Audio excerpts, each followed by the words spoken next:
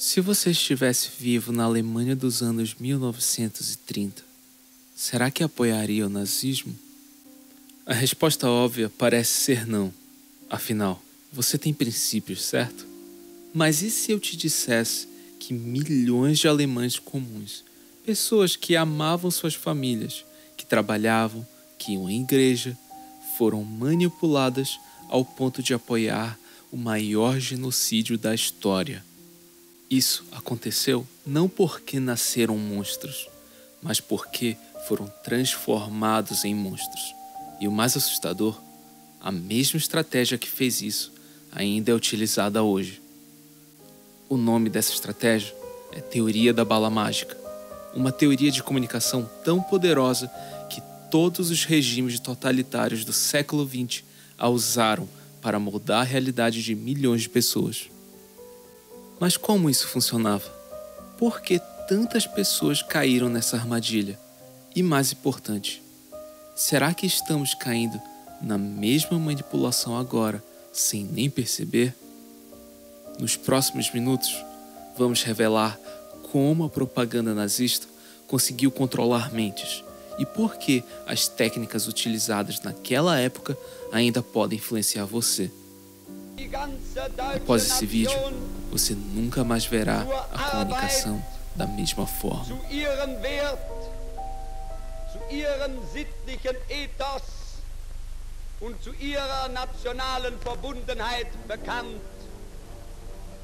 Imagine viver em um mundo onde a informação chega até você sem filtro, sem questionamento, sem alternativas. Um mundo onde tudo que você ouve, lê e assiste vem de uma única fonte. E essa fonte tem um objetivo claro: moldar o que você pensa. Foi exatamente isso que aconteceu na Alemanha nazista. A comunicação de massa estava se tornando mais poderosa do que nunca. Os rádios, os jornais e o cinema eram os grandes veículos de informação.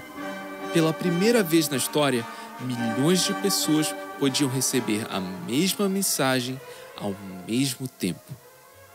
Essa mudança radical gerou uma pergunta inquietante entre os antropólogos e sociólogos daquele tempo: qual o verdadeiro efeito dos meios de comunicação na sociedade?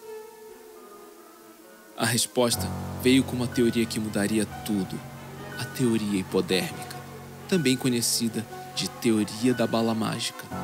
Segundo a teoria hipodérmica, a comunicação de massa não apenas informa, ela transforma, como uma injeção que insere uma substância diretamente na corrente sanguínea, ou como uma bala que atinge seu alvo sem nenhuma chance de defesa. De acordo com o estudioso Mauro Wolff, essa teoria surgiu como uma resposta ao impacto avassalador da propaganda. A ideia era simples: quando uma mensagem poderosa é enviada a uma audiência passiva, ela é absorvida sem resistência e provoca uma resposta imediata. Isso significa que, se a mensagem certa for disparada, ela entra na mente das pessoas como uma bala e as transforma.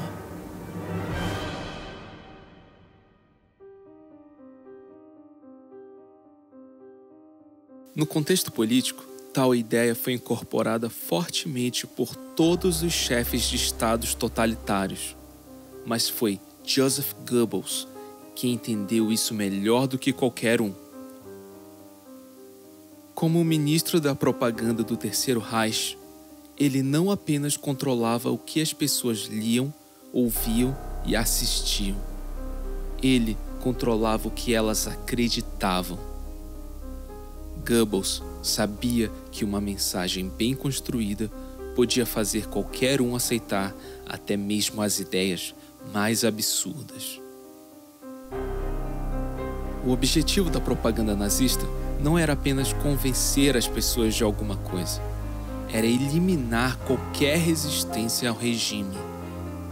Se você só ouve uma única versão dos fatos, repetidamente e incansavelmente, essa versão se torna a única realidade possível. Edward Bernays, o pai das relações públicas, escreveu em 1928: a manipulação consciente e inteligente dos hábitos e opiniões organizadas das massas é um elemento importante na sociedade democrática.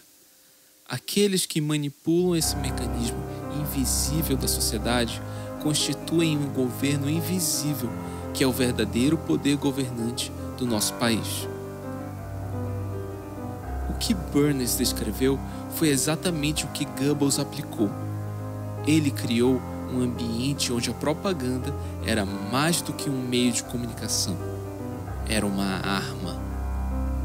Rádio, cinema, jornais, pôsteres, tudo era meticulosamente planejado para transmitir mensagens simplistas, radicais e emocionalmente carregadas.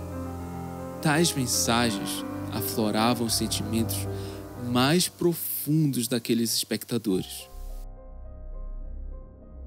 E para os estudiosos da comunicação, a fragilidade de uma audiência passiva vem exatamente dessa dissolução do pensamento crítico.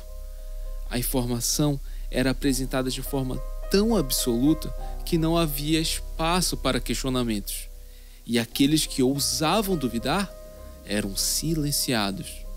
É por isso que a teoria hipodérmica parecia fazer tanto sentido naquela época. Quando a única verdade disponível é a do Estado, a sociedade se torna incapaz de enxergar outras alternativas. E a grande tragédia dessa história é que os alemães não nasceram monstros. Eles foram programados para acreditar no que acreditavam, naquilo que passaram a acreditar. E o resultado foram milhões de alemães comuns, pessoas normais como eu e você, que passaram a acreditar que estavam do lado certo da história. Mas uma pergunta é inevitável quando pensamos nisso. Por que tantas pessoas aceitaram isso sem questionar?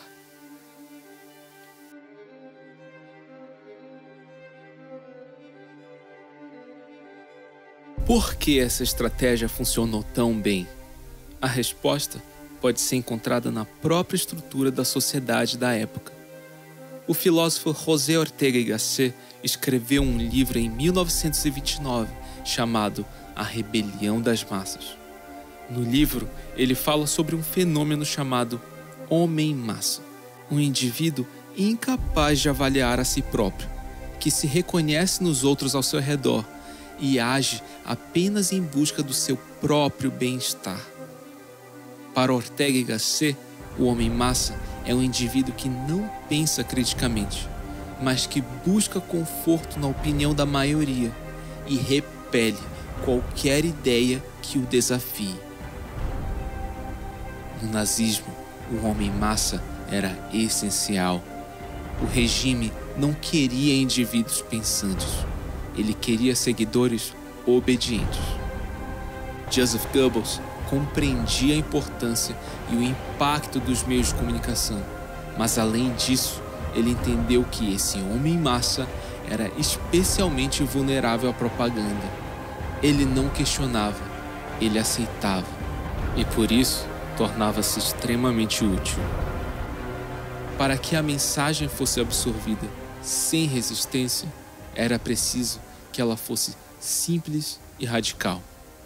George Simmel, um dos pais da sociologia moderna, escreveu em 1917: toda e qualquer ideia simples deve também ser a mais radical e a mais exclusiva.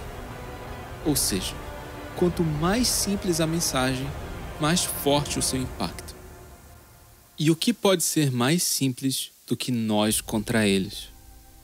Isso significa que a propaganda nazista não podia permitir questionamentos ou nuances. A mensagem tinha que ser clara. Nós somos os heróis, eles são os inimigos. Logo, a propaganda nazista não apenas moldou opiniões, ela reprogramou uma sociedade inteira.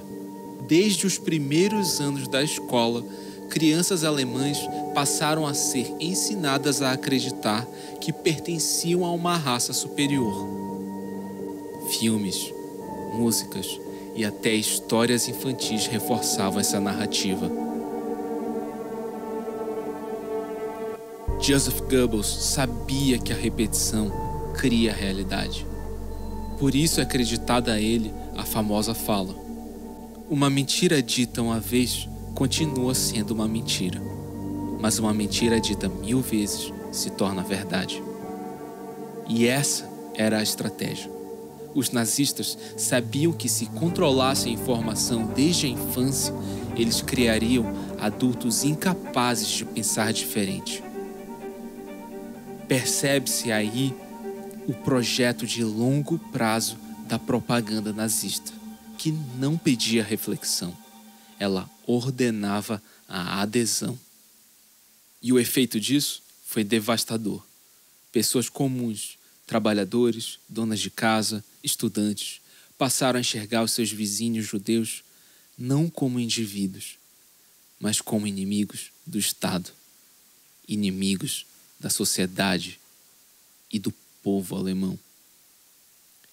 Eis aqui a razão para a existência de campos de concentração, locais tão dantescos nos quais homens fardados com o uniforme nazista simplesmente sabiam de tudo o que acontecia ali e, mesmo assim, acreditavam que daquela forma estavam fazendo o que era certo.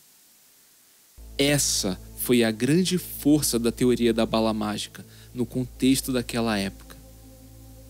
Ela desumanizou o outro, sistematicamente. E quando você convence uma população de que um grupo não merece empatia, você abre o caminho para o impensável. E foi assim que uma nação inteira foi levada a aceitar crimes impensáveis. E todo o cenário para o Holocausto estava pronto.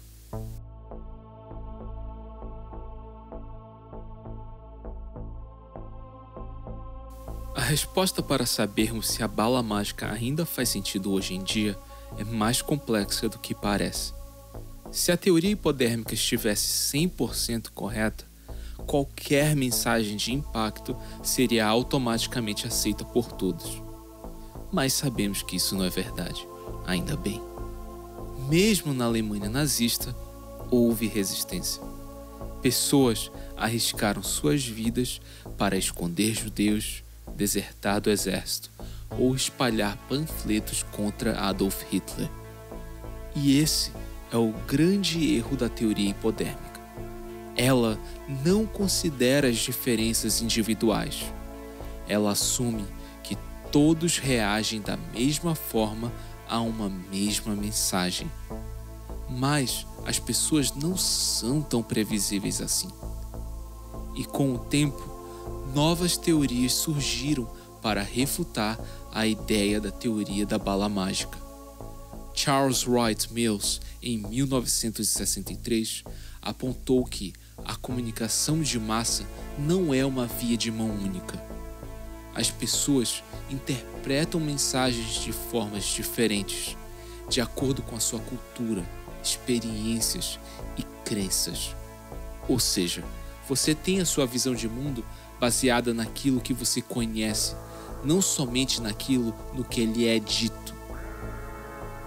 Além disso, quando falamos de hoje em dia, vivemos na era da informação descentralizada. Se antes o rádio e o jornal eram as únicas fontes de comunicação, agora temos milhares de vozes disputando a atenção. Isso significa que estamos imunes à manipulação? Não exatamente. Se antes nós tínhamos um governo controlando a informação, hoje temos inúmeros grupos disputando narrativas. A fragmentação das mídias criou bolhas ideológicas, e dentro dessas bolhas, a lógica da teoria da bala mágica continua viva. Se antes a manipulação vinha de um único governo, agora ela vem de milhares de fontes. Redes sociais, grupos políticos, empresas, influenciadores. O que mudou não foi o princípio da propaganda, mas o meio e a velocidade com que ela se espalha. A teoria da bala mágica pode estar ultrapassada, mas os seus efeitos continuam vivos sempre que uma mensagem simplista, carregada de emoção e repetida à exaustão, convence as pessoas sem que elas sequer questionem. A diferença é que agora não é um único governo que dispara as balas. São milhões de emissores competindo pelo controle da sua opinião. É por isso que há uma semelhança tão grande no discurso de políticos em todo o planeta, implementando uma ideia de nós contra eles. Isso já foi testado e continua sendo utilizado contra você em propagandas, filmes, notícias e fontes de informações. Então, como nos protegemos disso? A única defesa contra a manipulação é o pensamento crítico. Questionar, duvidar, verificar fontes e sair da bolha de informação. Essas são atitudes essenciais para não cair nas mesmas armadilhas do passado. Porque, no fim, Goebbels não precisaria de um governo totalitário para manipular as pessoas hoje. Ele só precisaria de um algoritmo.